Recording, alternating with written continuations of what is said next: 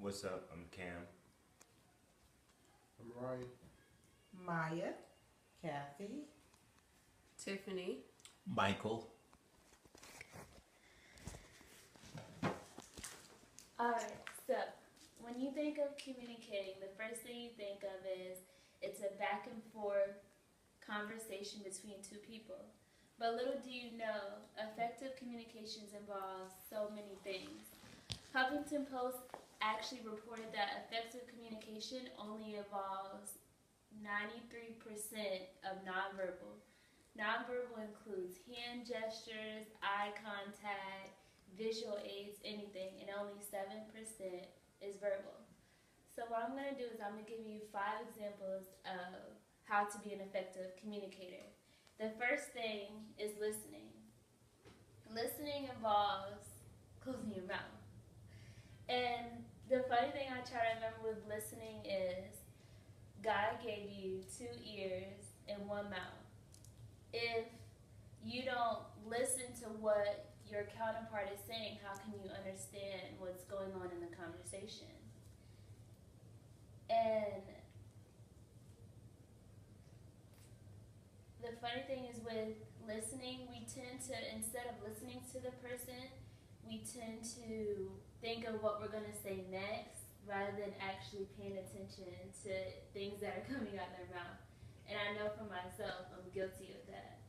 Another thing is, like I said, paying attention to what they're saying.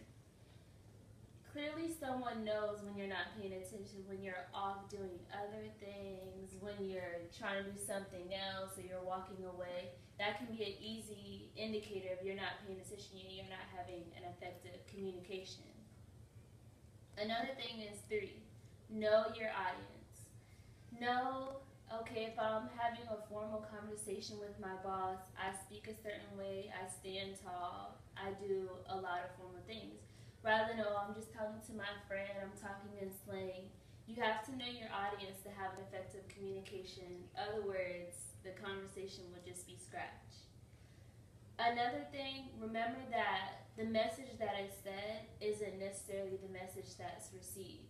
So everyone's heard that saying, it goes through one ear and out the other. That is so true with effective communication. And that not only comes from the speaker, but also comes from the person listening. You have to be able to interact with your audience or the person you're communicating with to know their likes and dislikes in the best way to effectively communicate with them. And that can be through email, through text, or even just one-on-one talking. And lastly, get to the point. If you don't get to the point, no one likes a rambler. If you're just sitting there talking about, oh, far outlandish things, people want to know what's the whole purpose of you talking to me. And like I said, the whole purpose for me here talking to you is effective communication. Listen, know your audience. Remember that the message received isn't always the message heard. And number 5, get to the point.